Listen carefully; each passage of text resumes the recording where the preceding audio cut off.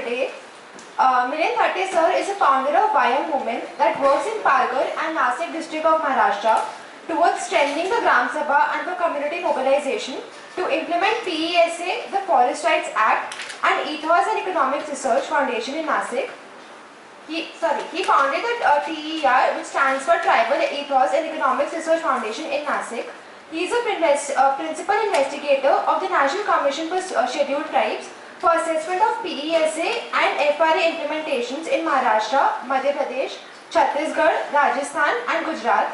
He was a member of Expert Committee of Ministry of Tribal Affairs, Government of India for the formulation of Community Forest Rights Management Guidelines.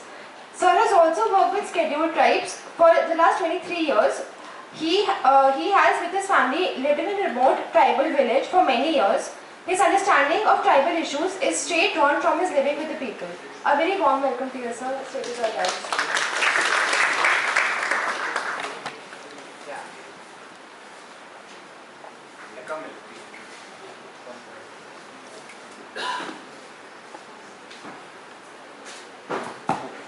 Yeah, you can all recognize him. Yes, sir. We have a very special guest today. So many of us who went on the field trip in the beginning of the semester, we went to, Milind was our host, very generous host, and he's actually made a special trip today from Nashik for this presentation, so thank you so much. And I think Milind's work, of course we have had very interesting presentations through this semester, but Milind's work in many ways is very close to the heart of what Sitara tries to do, working in remote areas, working with village communities, with tribal communities. And I think also particularly important and relevant is because a lot of our former students have spent their 9 weeks as part of 609 with Vyam. So at least maybe 4 groups of students or at least 3 groups of students over the last 4 or 5 years. So he probably knows a little bit about Sitara that we don't know. And maybe you can also share with us how we do it right or how we do it wrong. But thank you so much for coming and we look forward very much to your presentation. Thank you.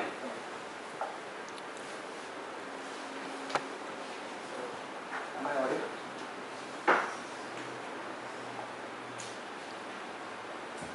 गाड़ी के बिना भी अच्छा दिखता हूँ।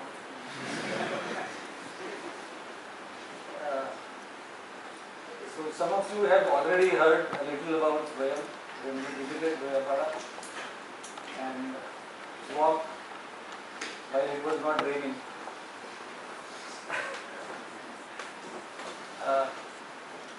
So what we do is you must have seen that the topic given to me today is the Gram Sabha really empowered?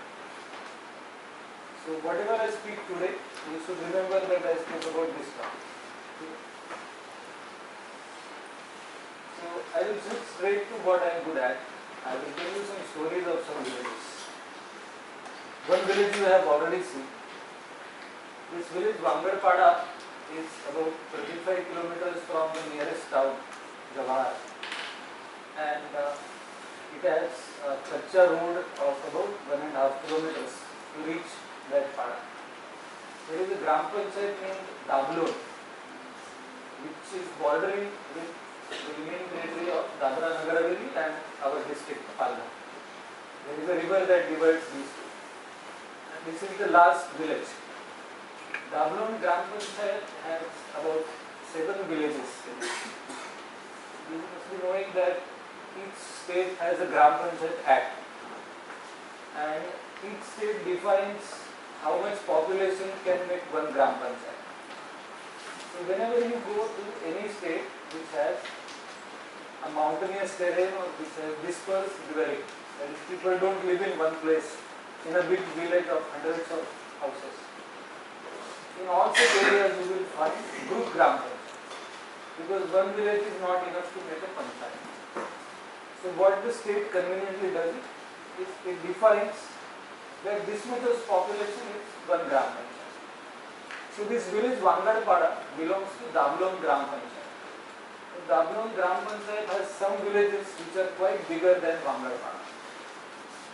So when a Gram Panchayat election happens, nobody from Vangarpada really gets elected to Gram Panchayat. So the body that sits in the Gram Panchayat office as a representative body doesn't have anybody from Vangarpada. naturally what happens is those who get elected, they think first of their kith and kin, of their immediate family. All of us are aware of this, right? If somebody becomes a minister in central government, he will think of what he will bring to his district. He doesn't really think of what he has to deliver to the country, but to his district. Similarly, Sarpanch thinks of his own family first. What will I get for my family? Then his nearest kith and kin who stay in the same village as he does. And then comes the number of villages like Wangarpada, from where nobody is getting elected. Now, how does Wangarpada crack this? How do they get into this access to development circle? So they got one gift, not really a gift, but let us call it a gift. Why, I will explain later. They got a gift in form of Panchayat's extension to scheduled areas, that is PESA Act. It was passed in way back in 1996, that is about 26 years old. Some of you must be that age or younger. But this PESA actually started implementing after Maharashtra state framed its rules in 2014. And what did the rules had in store for Wangarpada? The rules said that any tribal habitation or hamlet or pada or palya or tola or mandra or palli can declare themselves a village, and each village shall have a separate Gram Sabha. So this was a good opportunity for Wangarpada. And what does Gram Sabha have in store? Gram Sabha, like Lok Sabha and Vidhan Sabha, is the smallest legislative body where there is no representation. All voters are lifetime members of Gram Sabha. You don't get elected to Gram Sabha. When you are 18 and when your name is registered in the electoral rolls, you are a member of Gram Sabha till end of your life, until you leave the village. If Wangarpada gets a separate Gram Sabha has the authority to approve Gram Panchayat budget. Gram Sabha has the authority to check income and expenses, balance sheet, audit report of Gram Panchayat. Gram Sabha has the authority to select beneficiaries for government schemes, be it any department. The selection shall be by the Gram Sabha. This is what the paper says. This is what the rule book says. Wangarpada came to know this. My organization Vayam has been working with that bill, and so they got to know that these are the provisions. And they saw this window opening for them, and so they wrote a resolution. This was the first step to get a Gram Sabha in Wangarpada. From that big village of Dablon, getting Gram Sabha divided into small padas or hamlets was the first step. So Wangarpada people sat together, they had a meeting of all voters, everybody understood why this was important, and they wrote a resolution in a given template. All of them signed it, gave it to government. After a few months, it was passed, and then the government notified Wangarpada as an independent Gram Sabha within Dablon Gram Panchayat. So the administrative unit did not change, it remained at Gram Panchayat, but legislative body was separated. Decision making was separated, and Wangarpada got its share in decision making. Now what did they do with that? Now this was first time that a new institution was coming to the village. Now this institution should take some roots to stand firmly. And how is government looking at this? Government looking at this as a headache, as additional work. Because now instead of one Gram Sabha, there will be 6 Gram Sabhas. So keeping their paperwork, getting their share disbursed and all that was considered a headache by the bureaucracy. So there was no help coming from what is called above. So the people had to prepare themselves. And how did they prepare themselves? The first thing they did was conducting the Gram Sabha meeting every month.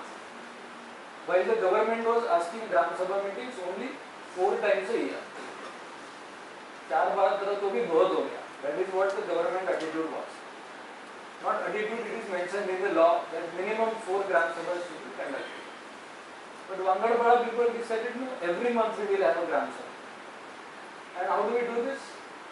We do the same way that Gram Panchayat used to do it. Take the notice, give it to all government employees, give it to all villagers and sit together. So they started doing this. They printed a letterhead by taking cash contribution. And initially, government officers asked them who authorized you to print this letterhead. And some officers also threatened them that now we will file offences against you for illegally printing letterheads of Gram Sabha. And people welcomed it. People said, okay, for filing offences, we will at least have to recognize that we have done this. So people did this, they started doing it, and for first many meetings of Gram Sabha, nobody from government came. Now, it was another challenge for people that how to crack this law. So what people started doing was, we will conduct our Gram Sabha, we will write proceedings, and after writing proceedings, we will take out a photocopy of that, along with it a letter on the Gram Sabha letterhead, and we will approach different government departments, give them that, they can take a receipt. Just make them just bring them to this habit of getting letters from Gram Sabha instead of Gram Panchayat. And for that, what did they have to do is go to Jawahar, which is the Tahsil place, town place. There all government offices are located. And so what did they have to do? Go to Jawahar means 50 rupees one way, 50 rupees return. So who will spend 100 rupees for the village? What do you get in return of that? Most of them are farmers and farm laborers. All of them depend on wages. So you give up wage of one day and go to Jawahar, and in return you get what? Nothing. You just meet some apathetic government officers, get a stamp somewhere, hear some derogatory things from them and return. For this, you spend 100 rupees of your own. So people devised a solution on it, and there is a traditional custom that people take cash contributions for all community festivals, all community occasions. So that cash contribution is called Irad in our area. This is usually for festivals or for the forest gods worship or something like that. So people started a Gram Sabha Irad. So every family has to contribute 100 rupees to this fund. They keep record of this. That record is completely transparent. They read it in public meetings. And if somebody is not paying that 100 rupees, then in next meeting that person will be insulted. So that fellow will pay 100 rupees. And from these kitties, they will incur the travelling expenses for going to Jawahar for community work. So this was the first thing they did, and then they reached to better and newer things gradually. The Gram Sabha on paper in law has a right to govern its water resources, right to govern its forest resources, right to manage its lands. But how do you bring this right to practice? So the first thing that the people did was prepare a water plan of our village. Where does rain fall? How does the water flow? Which are the natural drains? Where can we stop water? Where can we harvest groundwater? So they prepare a plan. The picture you see here is they are using a Google Earth image for tagging their water sources. After this, we prepare a water plan. Then they prioritize some of these sources. Which source is beneficial to maximum people for maximum time?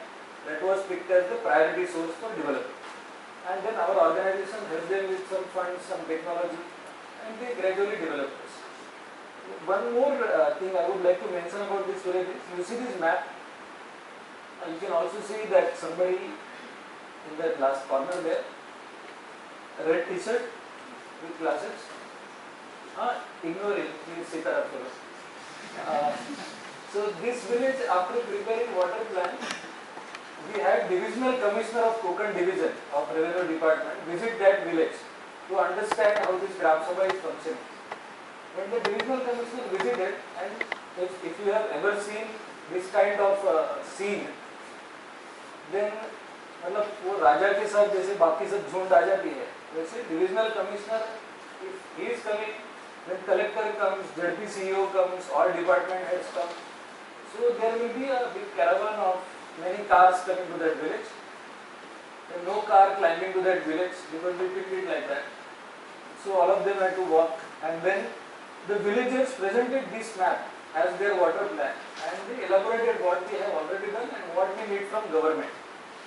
When they presented this on this Google Earth image, the divisional commissioner asked this Shankar, this second from right fellow, he asked him, all these places that you have tagged on the map, you all must be already knowing. Then why have you done it on such a map, a fancy map? And immediately Shankar responded, oh, this is not for us, this is for you to understand what we are doing. So this kind of clarity Angarpada has in identifying its development priorities and getting it done from various sources. What I initially said was that a village has to get notified as a Gram Sabha from government.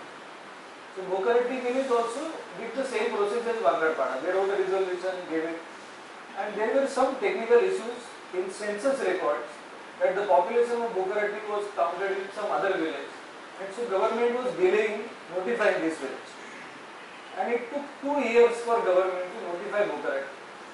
But till then they never lost faith in the law and in the organization that motivated them. They continued to have monthly Gram Sabhas, although no government employee came there.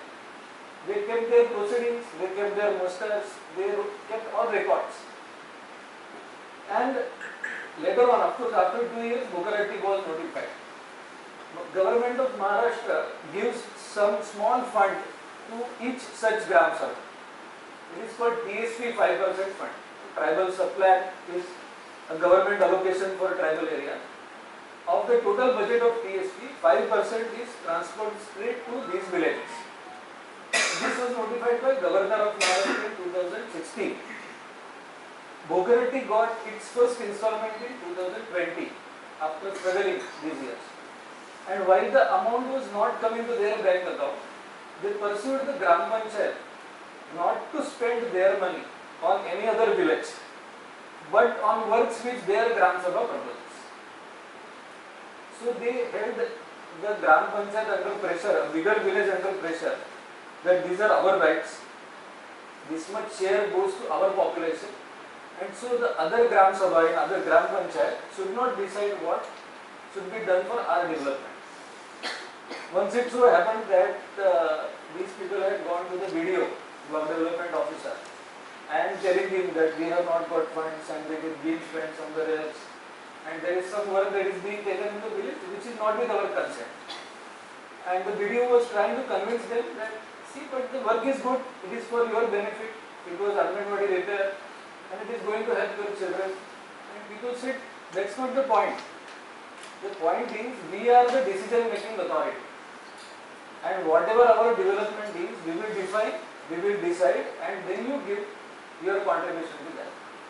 And later on, they actually made the Gram Panchayat divert other funds to their village and got what they wanted. PWSS's piped water supply scheme, Nal Se Jal. So they had their well up in valley, which was about 2 kilometers of walk. मतलब नीचे जाने के लिए तो walk अच्छा लगता है. When coming back, carrying water on your head loads, it's a challenge. So they desperately needed a pipe water supply scheme, and our organization was helping them with lobbying, with talking to different government departments and all. And they finally got one government scheme sanctioned for that, for a 2 kilometers pipeline. And after that, when the pipeline was built, it reached about 600 meters short of, not 600 meters, 60 meters short of the village. And the people also needed distribution lines to go to every household. So the entire village took that Gram Sabha era which they had been collecting. They bought the remaining length of pipes, pumps, everything, and they converted all labor into Shramadhan and completed that pipe water supply scheme. Although government budget ran short of where it was supposed to reach, the people completed it. This kind of tremendous ownership of the work they had taken up, this came because of that habit of monthly Gram Sabha and because of believing in that institution despite the government not declaring it in time.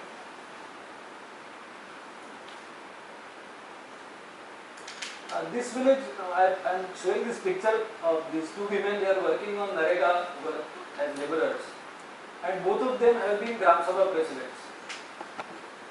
Each Gram Sabha has a president elected in the same meeting by the people sitting there. And gradually it has developed as a custom in these villages. I am saying this as a custom because it is not clear in the law, that the Gram Sabha president remains Gram Sabha president till another meeting of Gram Sabha is conducted and another president is elected. But both of these have been Gram Sabha president, and as Gram Sabha president, they have been to all government offices, talking to officers, demanding things for their village. Everything that men do, they can do with lot of ease.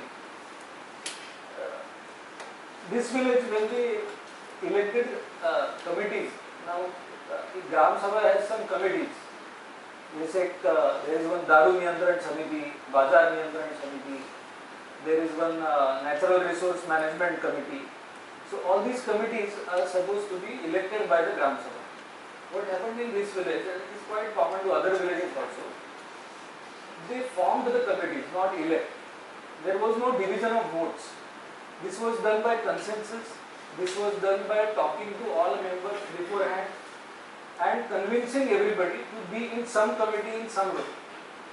So this village formed 7 committees in one Gram Sabha, and 3 committees are very well functioning. Now, none of these committees have any funds. If you run a little deeper in government apparatus or system, you will understand that only committees with funds are considered important.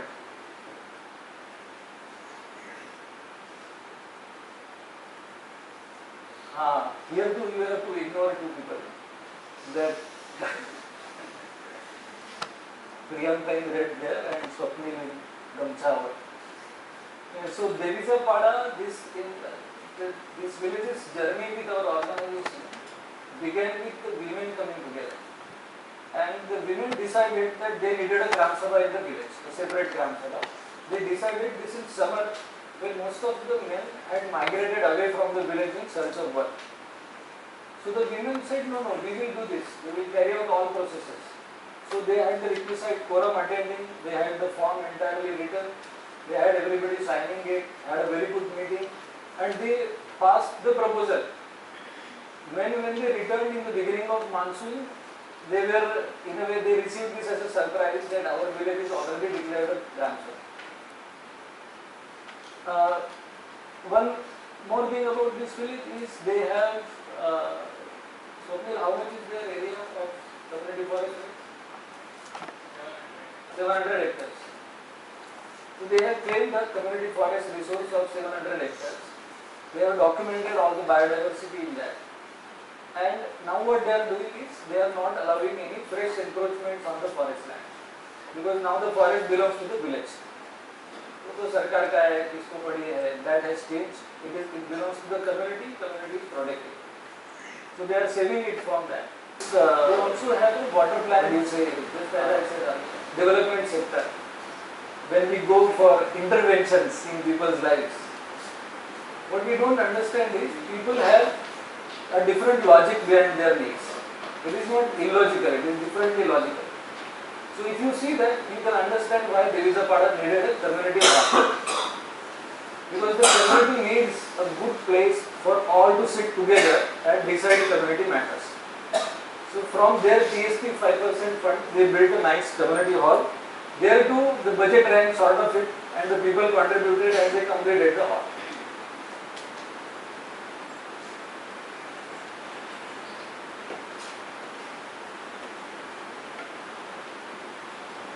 Looks like Lagan. Who would be the hero in this? The lead character? Any guesses?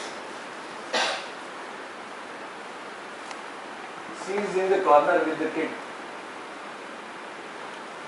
She is Adhyaksh of one of the self-help groups in this village. Tadaji Machi, when the Gram Sabha became quite regular and when they were very well charged, we suggested them to make a water plan. And then they identified they needed 2 wells in the village. And our organization does not entertain external contractors, engineers, contractors, so we don't take that. We ask the village to build their own well. So they have to identify who in the village will take full responsibility of managing the construction. And in Tadachi Machi village Gram Sabha, men had a very bitter squabble about this. Who will take? Who will take? There were two groups and I want, something like that happened, and finally they were like, no, we don't want the wells. And she rose and she said, shut up. If you will not do it, we will do it. And there are 3 self-help groups in the village, that is 30 women. They raised their hands, they said, we will take the responsibility. We will manage the entire construction of 2 wells. So it was a surprise to so many people that when a transporter brought stone rubble to that village, for unloading, for showing him the location of unloading it, there were women. There were no men around. So women asked them कि इधर unload करो, इधर डाल दो, उधर रेती डाल दो, वगैरह. So even the supplier called our office asking ये क्या हो रहा है? There is no man here. So they listened to them. And we said yes, they are the managers. डाल दो जहाँ के. And they completed the full thing. In fact, they completed 2 wells in far lower expenses than what was estimated. And actually because of that they also had to face accusation from some politicians in the village who said that the estimate was 3 lakhs and you completed in 2,60,000. So rest of 40,000 you women must have assured. You must have taken it. So then our organization had to intervene and we showed them all papers and said this is not spent. It is not that the women have taken bribes. But they fought even that accusation and stood firm. Okay, so now this is the end of my speech. What's your answer? Arabic? Really? I have a dozen more stories, but they are similar. The 2 things that I would like to present before you is how did we do it and why was it possible. The first part is the second question, why was it possible? It's because a village Swaraj is deeply rooted in our culture, tradition, ethos, whatever you call it. It is in the subconscious, in the society's subconscious, that the village can come together, the village can manage its resources, and that the village can take care of its weak people as well as weak resources. Now, this has been happening throughout our history. I am not going through the entire slide because these are a lot of references and things, but I will still dwell on what is ideal Sabha. Because this sentence appears in 3 places. I will explain what it means. Nasa Sabha Yatra Nasanti Vruddha is, it is not a real assembly if there are no elderly people. They are not really elderly if they don't speak law. Law meaning dharma. It is not dharma if there is no satya, and it is not satya if it is manipulated. So this is the definition of assembly, and this appears in 3 places. Once in Mahabharata, and Draupadi asks this in that infamous Sabha where she was insulted, that is this a Sabha? And she says this. This appears one more time about 2,000-3,000 later in Narada Smriti, and third time this appears on the wall of our parliament building. So this is so commonly known throughout our country that a Sabha is made of such people. And who are elderly people, it is defined very well. Anybody from Northeast here? Anybody who knows Gaon Buddha? What is Gaon Buddha? It is called in Chanakya's Arthashastra, it is called Grama Vriddha. Same meaning, Grama Vriddha. And in Gujarat, when there was King Dadda ruling, his stone inscriptions have a word called Mahatta. And this Gram Sabha had 2 types of people, one called Ayukta, one called Anayukta, which means which had elected people as well as people appointed, officers appointed by the king. So this kind of Sabha in a village and people deciding things by sitting together by consensus is something very old and very usual for our country. This you can read, I will just give you the name of the book, you can read it later. This is Village Government in British India, written by John Mathai, a British officer in 1950.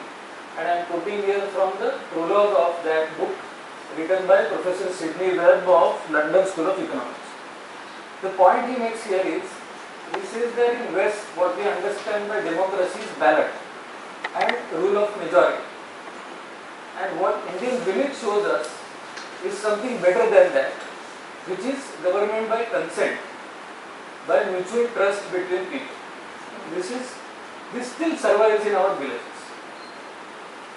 and it survives more in our villages, more in tribal villages, because the British could not completely defeat them.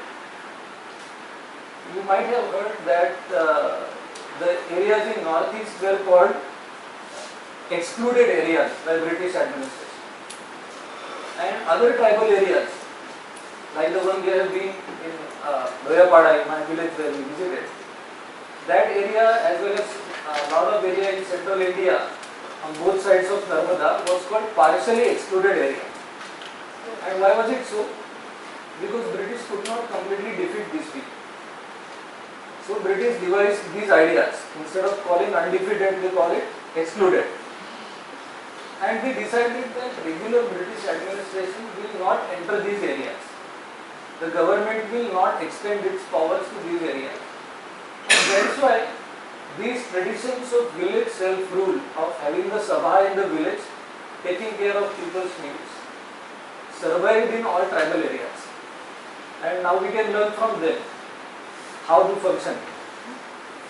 This was recognized in Pesak Act, as mentioned in the beginning, because Pesak section 4B explicitly says that a village which has a community managing its affairs in consonance with its traditions, and Pesa leaves it to the village to identify who shall be called village. Unlike in Gram Panchayat Act, where the government decides that okay, you five, you make one Gram Panchayat. Although you may not get along with each other, the government decided that this population is enough, so you are one Gram Panchayat. Pesa says that Gram Panchayat may remain at its place, but Gram Sabha, where people are going to elaborate, legislate, that must have a community bond with it. So that's a gift of Pesa, and thanks to exclusion.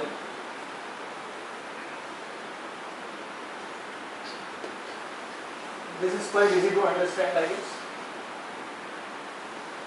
If you go to a group Gram Panchayat, Gram Sabha, it will have about 2,000 to 3,000 voters enrolled, and 25% of that, or in some states it is 15% quorum. If that quorum really turns up for a Gram Sabha meeting, the Gram Panchayat halls are so small that they cannot even sit. So government, when it is building that Gram Panchayat hall, it already knows कि लोग नहीं आने वाले, because there is not enough space there to conduct the Gram Sabha, and still they conduct Gram Sabhas and they keep records by sending their tune to every house that चलो सब लोग अंगूठा लगाओ, Gram Sabha हो गई. So this changes if there is छोटी जनसंख्या बेहतर चलता. When you go to a tribal hamlet or a habitation, people have relations of interdependence. And how does that impact self-rule? Is when there is interdependence, you don't become enemies. You may have differences, you may have rivalries, but you will not long for the other fellow's complete destruction, because you depend on each other. Now, how much people depend in our villages is, if there is a death in some family, for the funeral pyre, for Antim Sanskar, a wood log is contributed by every family in the village. So even for my death, I need my village to be with me. In a wedding, all girls from all households in the village will help that wedding family have enough water filled from the wells. They will volunteer, there is no monetary exchange in this. So people, for their happiness, sorrow, everything, for primary things, they depend on each other. So there is a tight-knit bond. There was a friend of mine from Melghat, which is in Amravati district. He unfortunately passed away in COVID. He shared one wonderful experience of his. He lives in Melghat where there is a Korku tribe. And he was living in a village teaching people how to make bamboo craft and all that. And in their village assembly, people accommodated him. That's very common. When I go to village assemblies where I live, so people accommodated him and they have a system of giving small loans from their community cash. As I explained that Irad, all communities have similar systems. So from the community kitty, they will ask if anybody needs some money for any small thing. And usually it will be like 250 rupees, 400 rupees of loan, which you repay over a few years. There is no hurry. And they asked, this my friend's name was Sunil Deshpande. They asked Sunil to take a loan. And he was like, I don't need any loan, I am good, I am self-sufficient, I am self-reliant, blah blah blah. He said, you take 200 rupees loan. He said, okay, some elderly fellow in the village is saying 200 rupees lay loan. So he took that loan. And next meeting he said, here is my 200. And the old fellow said, don't return the entire amount, keep 20 rupees, return remaining. And he was, but why? I can return it. And that old man told him that if you remain in the debt of the society, अगर समाज ऋण में रहोगे तो समाज नहीं तोड़ोगे. You will not break the community if you remain in that debt. So this kind of bond when people have, Gram Sabha becomes a naturally empowering institution. Yeah.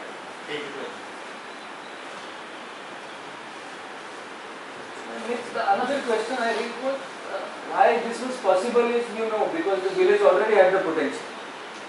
And how could we do it as an organization?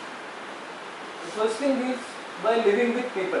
Because when you live with people, not from 9 to 5, but all 24 hours and through all seasons, because various seasons through various challenges on your life, on your living cycle. Unless you go through that, no theory can teach you how a villager thinks about things. That perspective can be earned by living with people. So that was the first thing to do. The other thing was to do was interact with people at numerous occasions and on priorities picked by people. When you work with people, if you ask them, what is your priority? People don't give you a list. Typically, if you ask people this, first they will assess you. They will be like, my priority is 5, but who are you? What do you have to give? What capacity do you have? So people judge that and then decide whether to tell this fellow what I need. Otherwise, people are so generous that if you say, I want to distribute rice, people say, okay, distribute rice. It may not be their need, but they are generous. They don't want to hurt your sentiments or your joy of giving. So they will say, okay, if you have rights, give us that. If you have education, give us that. But how do you know if it is really the priority of people? You know that only by testing people. Testing whether they give something of theirs to achieve this. So when we reached out to people and talked about conservation, forest resources, community rights, there was no real response. Being generous, they nodded positively, but did not do anything. But when we learned that this migration is the most hurting problem of people, we started educating people on maritime. Then people got employment, they learned the law, they filed demand forms, they got receipts, they got work, they got wages. Initially they got lesser amount of wages. And if you see this, this is a meeting at the work site. This is where people are willing to learn. At the work site we tell them about how the work is measured and how your wages are calculated. So if you work calculatively, you can earn that much of wages and nobody can cheat you. And we tell people where it is recorded. After this, they start believing that you can deliver something. You understand something which is helpful to people. Then they can rather interest you with bigger issues, with long-term problems, with deeper things to do. So after this, people worked with us to become a Gram Sabha because they understood it, but as Narega had an individual benefit, an immediate benefit. आज कागज भरो 15 दिन में काम मिलेगा, 1 महीने में पैसा भी मिलेगा. So it was a good package. And now here is was another, it was a difficult package that you get a notified Gram Sabha and then you struggle again to assert your rights and get things from government over next few years. But people could do all that because we had this kind of bonding with people. This is a picture of a rally. If you visit our blog, you will find many other rallies and why we have to take this and how people contributed even to the rallies. Then we have a monthly Abhyas Varg, which is monthly refresher training for all villages, where they have to send 2 men and 2 women representatives. And it has to rotate. Same people cannot come every month. If they do, there is taunting. So they go back and they in turn taunt somebody and that, why don't you go? So that each village is gradually developing a group leadership. It is not one person or 2 persons leading, but there is a gang leading the village.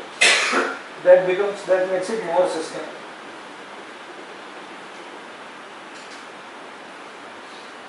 These are some of the activities that we took up. These were small trainings, but delivered only when the time was right.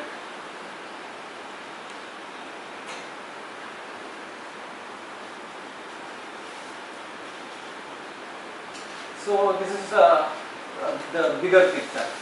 Now from a few dozen villages, I am taking you to about 1 lakh villages. What you can see here is FRA CFRR is Forest Rights Act, Community Forest Resource Rights. So this is the provision which gives the ownership of forest resources to Gram Sabha. And because they have a symbiotic relation with that resource. What do I mean by symbiotic resource? If the forest is cut, if there is deforestation, I will not get firewood to cook my food. It is that symbiotic. Like if this survives, I survive. And if you compare this with other stakeholders with forest, then one stakeholder is wildlife lovers who go on Saturday, Sundays and I shouldn't say this word, but make love with their cameras and nothing more. And the other stakeholder is forest department, which again doesn't lose anything if the forest is lost to a big industry or to a big dam or anything else. This is the only stakeholder which loses if forest is lost. So Forest Rights Act actually has this provision of CFRR, but how much the government and people have done is only this much. PESA, there are 10 states where PESA is applicable. Out of 10 states, only 6 states have notified rules to implement this act. This is after 25 years of that act being passed by the parliament. And still the states that have notified rules, they have not notified Gram Sabhas. If there is no Gram Sabha notified, then who is taking PESA? Who is it meant for? There is non-transfer of funds also. Some states have declared Gram Sabhas but are not giving them any funds. For any institution to run, you need funds, functionaries. They don't give that to Gram Sabha. It has no meaning. And then there are some states like Rajasthan, Madhya Pradesh, which have MFP is minor forest produce. And what Madhya Pradesh and Rajasthan have done is Tendupatta, Mahua and Bamboo. These are 3 clean minor forest produce. All these are so-called nationalized, which means the state government controlled federation controls these minor forest produce. They don't give this to Gram Sabha. और जो pillar है वो ग्राम सभा को दिया है. So this again is a mockery of empowering Gram Sabha. And I am done.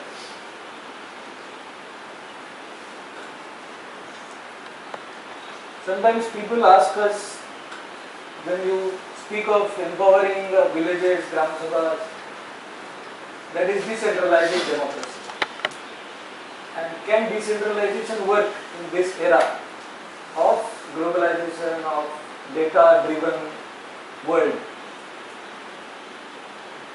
This is what we think, that Jal Jangal Zameen are sources of all wealth, and if control or governance over these resources is decentralized, then all types of communities can survive. Whatever turn the entire world takes, they can still survive because the source of wealth can have a control of common people. There are three ways the government looks at people. One is people as subjects.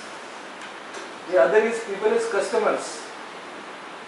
You know, there are a lot of examples of this, people as customers. That you pay taxes, you get delivery. Done, go home. This is treating people as customers. And the last is treating people as sovereign. If people are to be treated as sovereign, then people also should believe that we are sovereign. And that belief is easier taken by Gram Sabha rather than big cities or developed people. So that's why we work in such places. Thank you.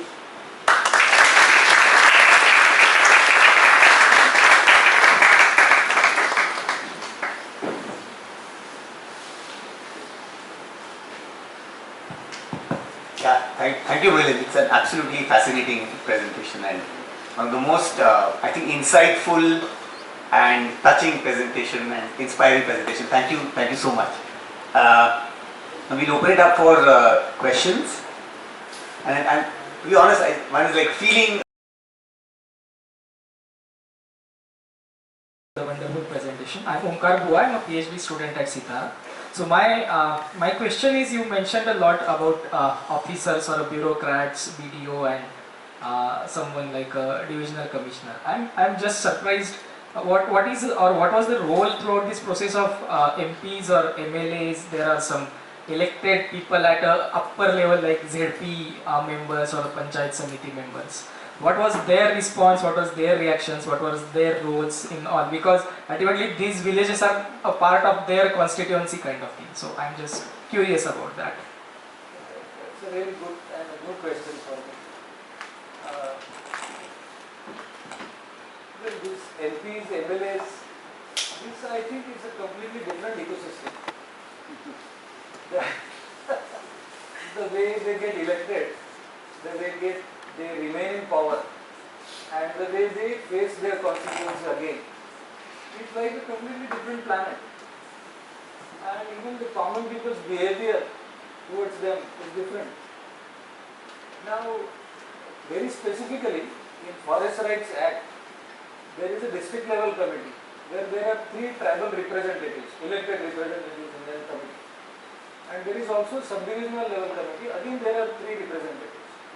And they are usually Panchayat Samiti members or Jilla Parishad members, usually belonging to the ruling party, whoever party it is.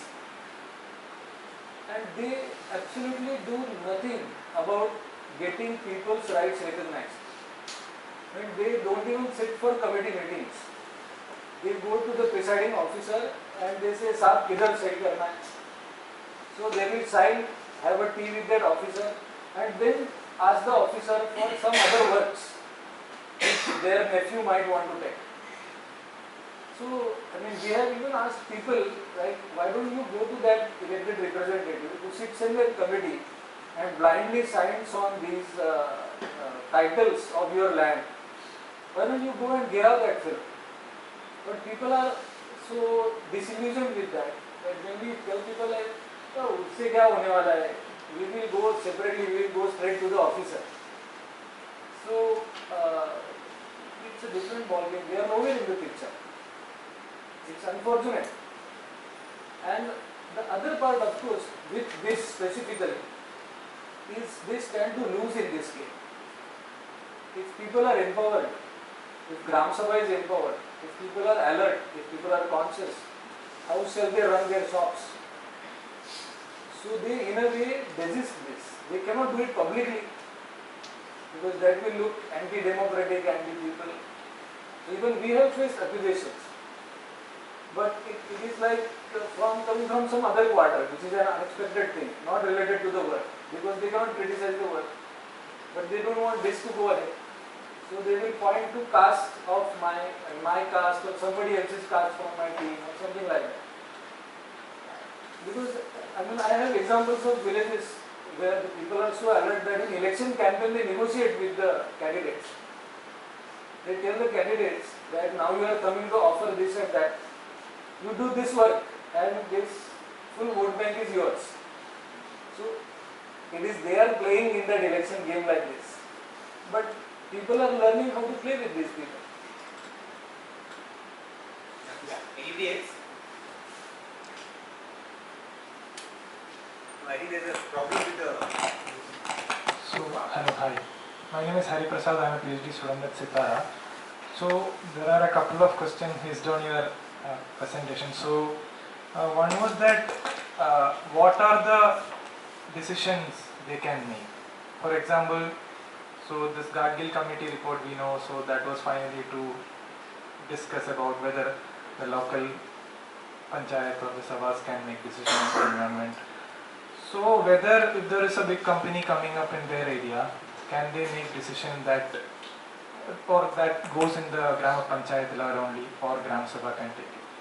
Secondly, like you mentioned, the migration is a major problem. So for the rural people, maybe two problems they face will be migration and the external forces or the external companies or someone coming into their land. So if they can't make decision on that level, so I'm asking whether they can take decision on such level and who is the authority who controls which department. Since they are tribals, tribal department has the final say or the LSGD or the revenue. So these are the two questions I have and one from your presentation. So letterhead, you mentioned about letterhead. Can I answer two questions? Yes. Otherwise. So decisions, what PESA Act empowers the Gram Sabha with control over land transfer. So if there is any land transfer happening within the village, whether tribal to tribal or tribal to non-tribal, Gram Sabha consent is mandated. But in case of acquisition, Gram Sabha consultation is mandatory, not consent. Still, PESA has a better provision than some previous laws, because PESA requires that the collector, district collector, comes to the Gram Sabha and presents it with the project plan, that is actually displacement plan, the project plan and the rehabilitation plan, and takes Gram Sabha's views on that. If Gram Sabha has objections, the collector has to go back and come with a revised proposal. If again the revised proposal is rejected by the Gram Sabha, then the collector may recommend to the government that objections of Gram Sabha be overruled because of these reasons and acquisition may go on. Now, giving Gram Sabha this opportunity of government coming to its doorstep twice is better than the previous arrangement. Previously even this was not going to happen. So this is fine. Another thing is in the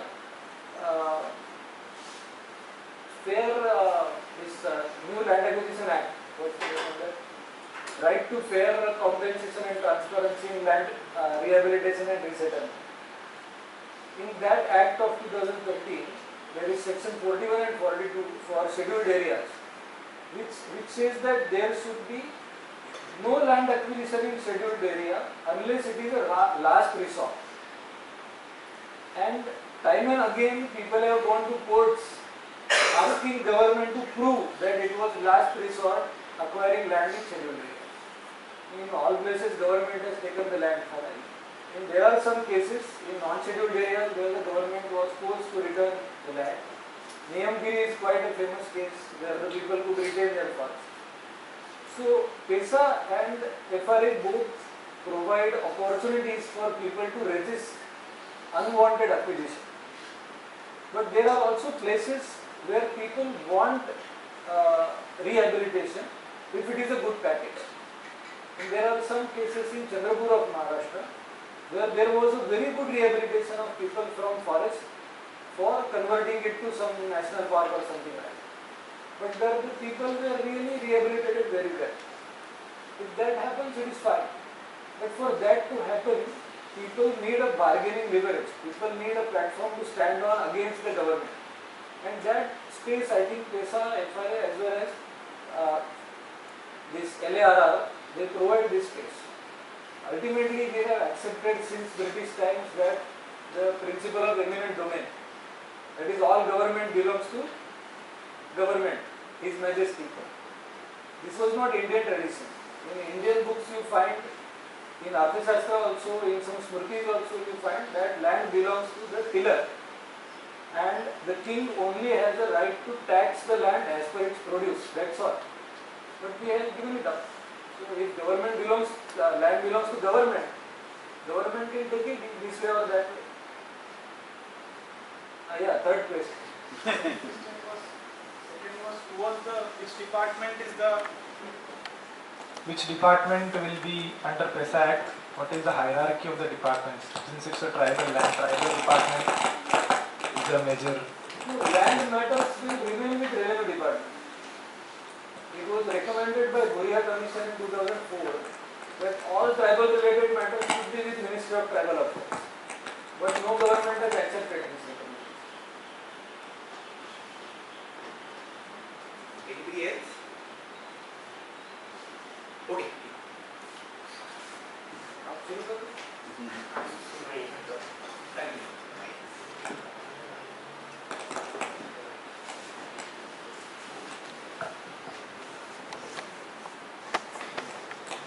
Hello.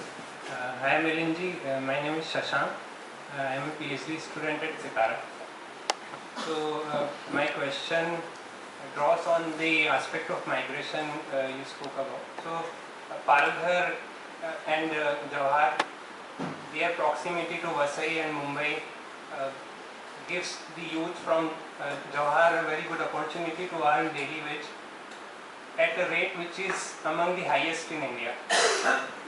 So it obviously it is going to attract youth to work for a month, a couple of months, 3 months to these areas. So how does it play out? This aspect of migration plays out in how you comprise Gram Sabhas. Do you take interest in these meetings and how are they able to participate? So how inclusive you think they find these spaces? My question is Youth, they do participate.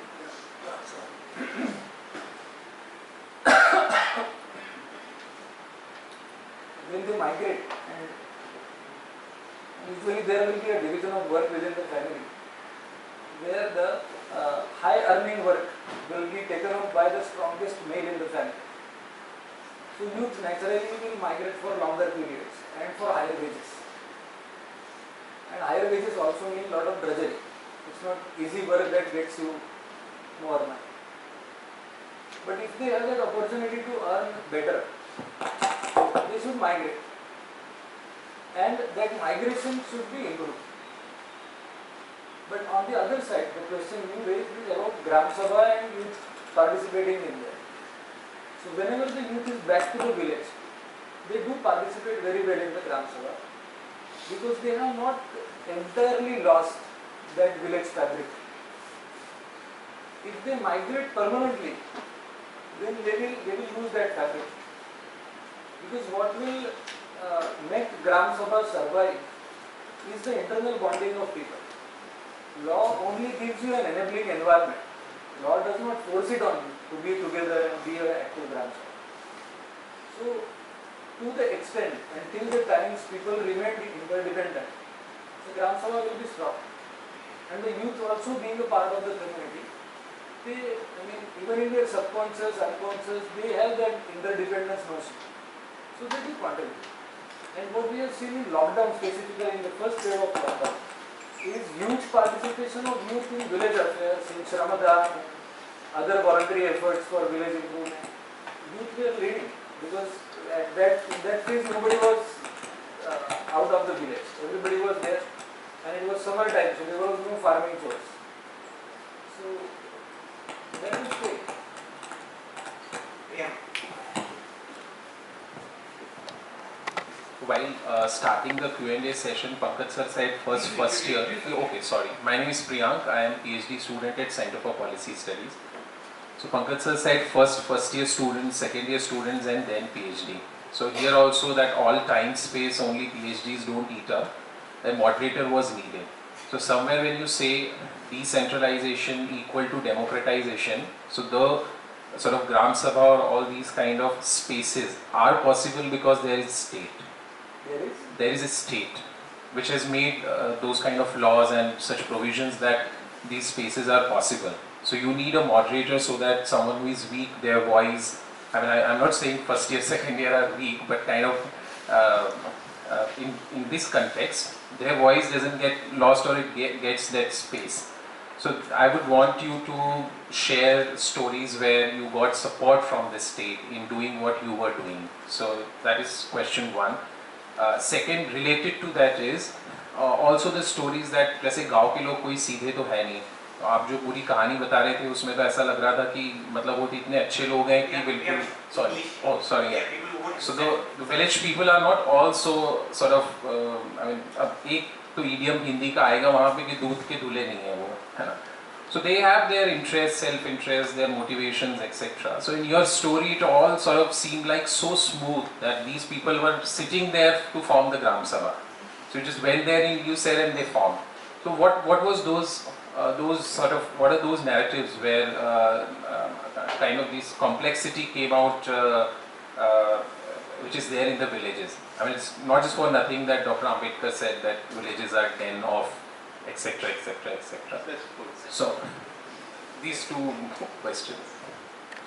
Yeah, so second answer first. What I presented here is was mango candy. It's not the mango tree I presented.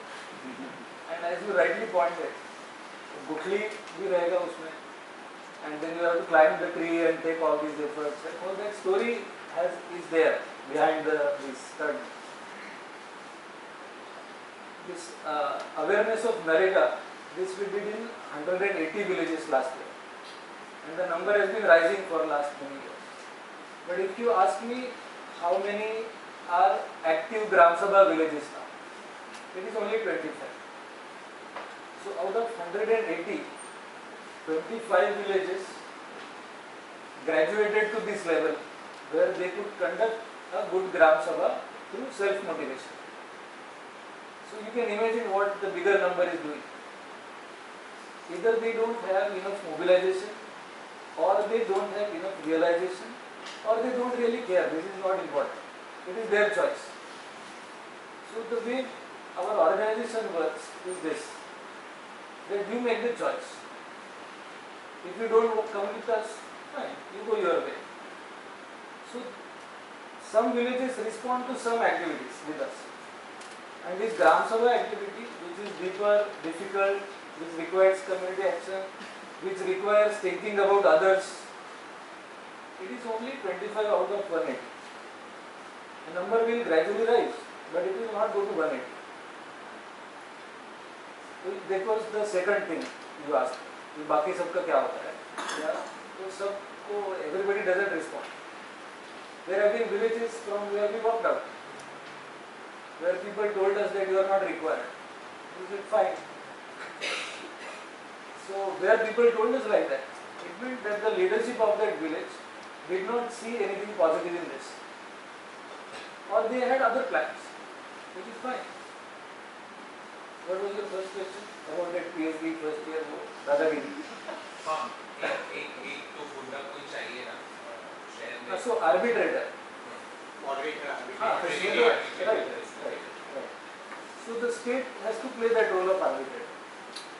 Now, state of course has supported us many times, and it must do that. It is expected of the state. There is one village, Khairmar, which is a very small village of about 17-18 households, and it is surrounded by some big villages. And this village decided to have a Kurad Bandi, there is no felling of trees. And there were people in the big village who did business of timber, illicit business of timber. So they pressurized this village. And it was going to be a law and order problem. So what did we do with that? We went to the forest department, told them that this village is doing this. If you don't protect them now, then we go back 100 steps backwards. And there was one RFO, he responded very well, he sent his squad. They, in a Sarkari way, they threatened some other villages, and then this thing was stopped. So government does that. When they understand that there is no vested interest in this, that these people are not wanting some separate chunk of power from somewhere. The government has a different attitude of dealing with people. And we have often come across officers. One I learned this from one of my seniors, who is famous for his village Baripada. His name is Chaitram Pawar. I learned from him when I was quite young. He told me that every man, in Marathi what he said was Changulpanacha Kopra. That is, there is a corner of goodness in every individual. So whatever kind of government officer you meet, when he comes to realize that you don't have any self-interests in this, he tends to help in some way. We have come across some hard nuts who, despite anything, they will not work. But these are few in numbers. Not to worry. For 2.5 years you have to wait till they go transfer. And sometimes we have also, with community power, community mobilization, we have also harassed officers. I mean, if you go, मतलब क्या बोलते हैं, टेढ़ी उंगली से घी निकालना भी हमें आता है. So we can do that also, but that not to worry. Our country is not sinking somewhere. There are a lot of majority of good people around. Hello sir, I am Rohit, first year MTech student at Sikara. Yes, first year. Finally. So I have two questions. According to the law, Gram Sabha has been authorized with many functions in those areas. So what remain as function of Gram Panchayat? Is there any clash between these two bodies or overlap of the functions? And the second question is that, what is the reason that the concept of Gram Sabha came into existence? Whatever you said, it does justice to the concept of Gram Sabha, but is it true for all over the India? Okay. But what were the two questions? It seems to me like one question. Or are you still to fight and fire the second? Two questions. Achha. Yeah, fine. So, 73rd Amendment, which is also called Panchayat Raj Act, that is the first time word Gram Sabha was mentioned in our constitution. Till then there was no Gram Sabha in constitution, but there were states since 1952, 56, 61, when United Provinces, that is Uttar Pradesh, then Maharashtra, and then some other states, they had passed Panchayat Acts, and they had already mentioned Gram Sabha. Why did this Gram Sabha thing come? Is because of the tradition. If you read where that Ambedkar statement comes, villages are dens of what is. So if you read the same debate in Constituent Assembly, you will see that Ambedkar and one more person, I don't remember the name, only these two speaking against panchayats. And all other members in Constituent Assembly in that session are speaking in favor of village panchayats. And all of them are giving citations from the past. From this book, that book, from this experience, that experience, this custom, that custom. So, panchayat and village self-rule was so common to India that it was but natural that it is going to come in the statutes. So, no wonder Gram Sabha came, but it came late because of this debate. And Ambedkar, of course, had the very rightful apprehensions of atrocities of some castes on other castes in the village hierarchy happening, and that becoming statutory because of the panchayat power. So he of course had valid reasons, but people who argued with him were no mean people. They were not wicked minds, or they were not anti-scheduled caste politicians. All of these people were quite learned and quite patriotic and such people. That they were also speaking from a valid viewpoint. So it came to the constitution later on, but till then some states had already passed Panchayat Acts, had constituted panchayats, had Gram Sabhas. The big deal about PESA is identifying Gram Sabha with a natural village. By natural village, what we mean is it is not like plant growing, an organic growth. So that was identified by PESA. What Constitution said was simply that every village shall have a Gram Sabha. This is one sentence in Constitution. That's all. No more Gram Sabha appearances in Constitution. But PESA defined it very well. Now, as you said, is Gram Sabha applicable to the entire country? It is. Because the constitutional amendment, 73rd amendment said every village shall have a Gram Sabha. That means all villages in entire country should have Gram Sabha. But what is a village? That village is defined in Panchayat Act of each state. Because local government is a state subject. The federal government cannot pass law about it. So the states define who shall be called a village. Now, past few months I was involved with Madhya Pradesh government in drafting their PESA rules. And I had lot of debates with Panchayat Raj Principal Secretary, with Chief Secretary, with others. And multiple times they said, if there are 30,000 Gram Sabhas in Madhya Pradesh, how are we going to manage them?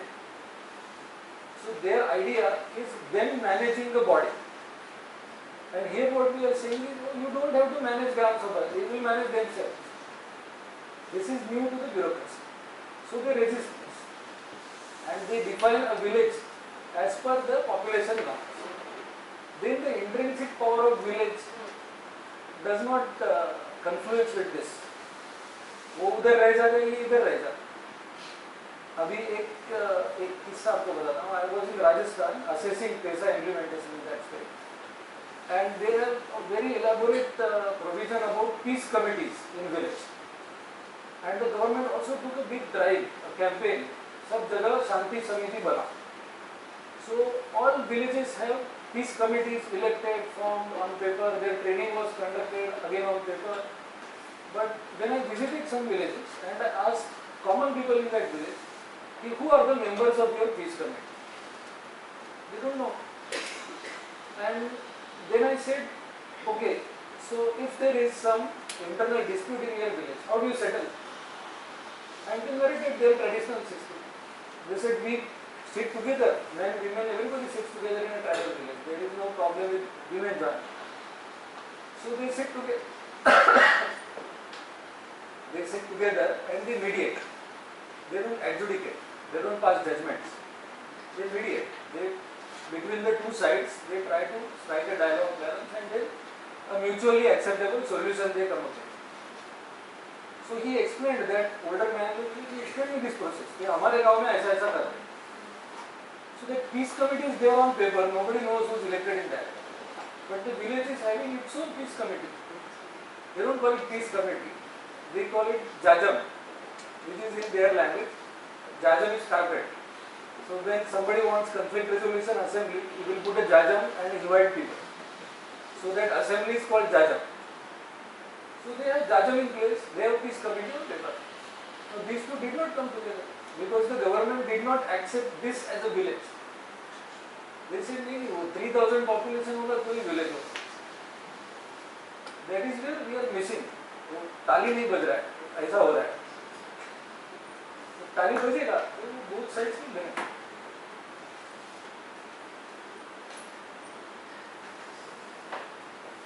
और ministers को कोई justice चाहिए तो If I can ask you a slightly different question on more of a personal kind of, what has been, such a fantastic journey that you have had, fantastic as we hear, the mango candy, but what has been maybe your major influences or, milestones in your personal journey in life, influences, experiences? If briefly you can tell us as to how have you reached where you have? Will be a long this thing, but some landmarks.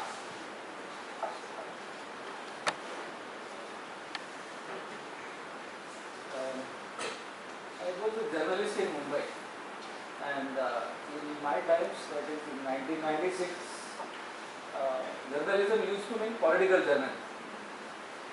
So I covered politics in Mumbai, For some time I covered Municipal Corporation of Mumbai, then a few days Mantralaya, and then I came with such close brushes with naked politics that pushed me away from journalism actually. Because that made me feel that I am just a mute witness. I know that this man is corrupt, this fellow is doing bad things, but I can't really do anything about it. I can simply watch. That I think kicked a kind of journey to explore. What else could I do with my life? And I came across some voluntary organization working in tribal villages for children's education. So I volunteered for 3 years, and fortunately I got exposure to a lot of tribal villages in entire central Indian belt. And after 3 years of working with that organization, I found that education is not people's priority. So it's something else. So again I had to search what is that something else. So I switched to other organizations, switched to roles, switched to sectors, worked for some time as a mass communication consultant to water sector projects of Maharashtra government and did things like this. And of this I understood that nobody has these answers. So perhaps I just have to jump in somewhere and see if I can find them. So before we founded Vayam,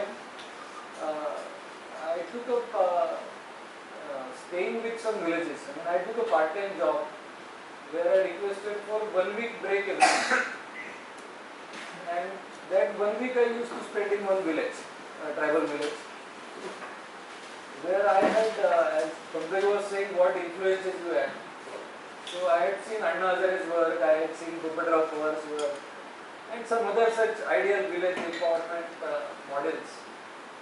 And as you said, I knew the mango candy of theirs. So when I used to stay in that village for 1 week every month, I experimented with people's participation. And I disastrously failed in that. I mean, people contributed so wholeheartedly in some things. Like once we took up cleaning of all community places in the village. And all youth were together. That was a huge drive and everybody was so happy and all. So after that I was so हवा भर गई थी मुझे या sir में चढ़ गई थी. So I got one watershed expert to my village and said, now that people are volunteering, let's volunteer for watershed development works in our village. And nobody came. Villagers had an excellent 100 villagers attended the meeting in the night when this watershed fellow gave a nice lecture. And everybody said, oh, tomorrow morning we will start digging trenches. And simply nobody came. I and that expert, they were waiting for a couple of hours. So these failures taught me that people don't have a question answer with you. आप एक सीधा सवाल पूछो, सीधा जवाब आएगा ऐसा नहीं होता. You have to keep testing, and then if you catch the right priority, and if you can deliver a promise, then it works. So after a few more years of experimenting, I mean this living in a village and this failure, I think it was 2004, and in 2008 we founded Vayam. So it took us some years. And I have more stories of failures to share, but that can be only when you have a night at Jawar or something like that. Yeah, thank you so much. Any other questions? We can have one last question maybe. Yeah, yeah.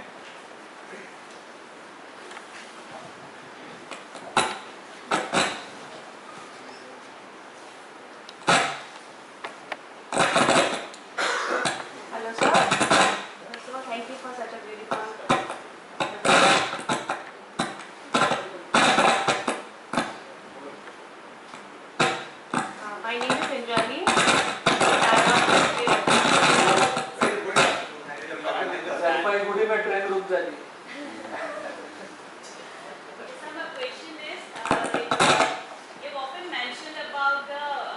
your participation in the village. But as we all know, like casteism do exist in villages. So have you come across any kind of casteism while like participation is there, like the lower castes are pushed for like harder work or something like that? And also about women empowerment.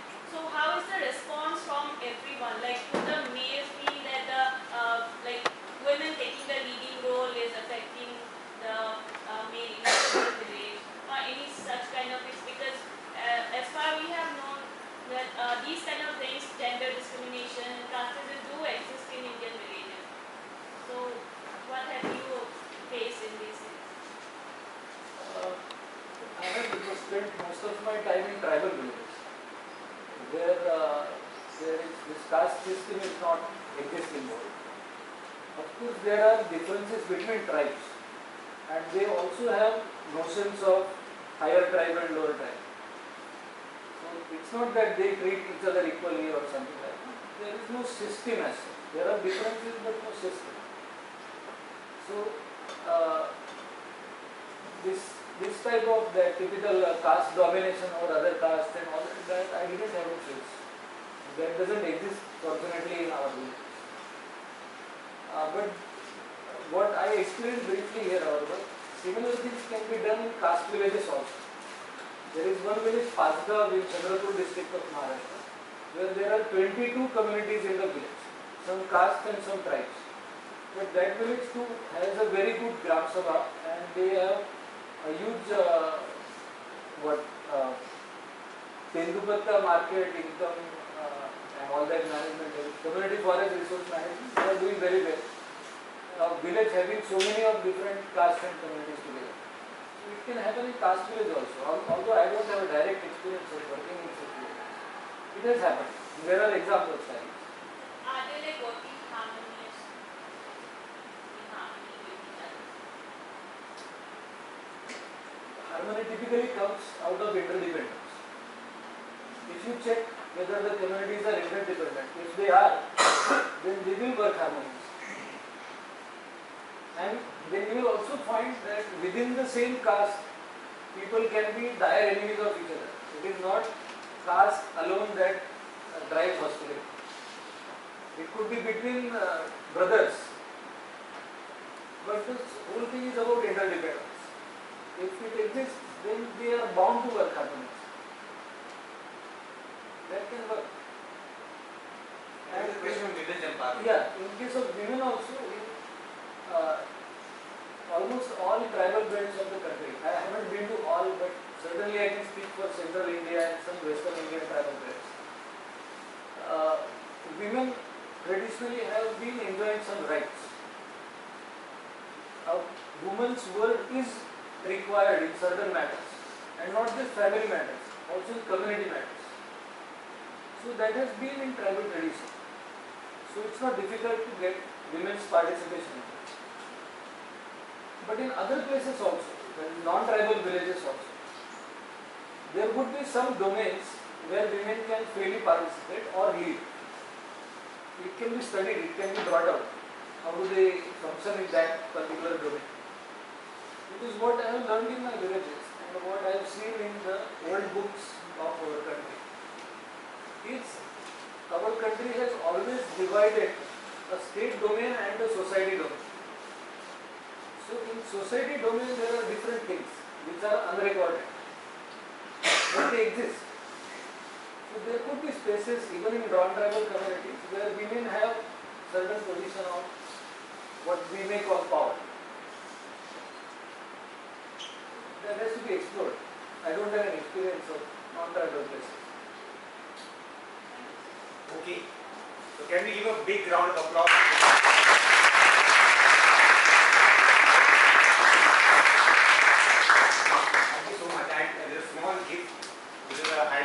Hand-woven scarf from an NGO in Andhra, and I'm going to request Swapnil and Priyanka to please give this to Milind Dada, because they spend their 9 weeks there and they keep referring to you as Milind Dada. There must be some reason.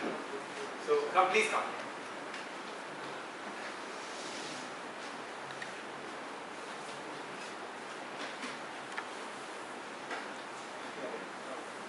Come back.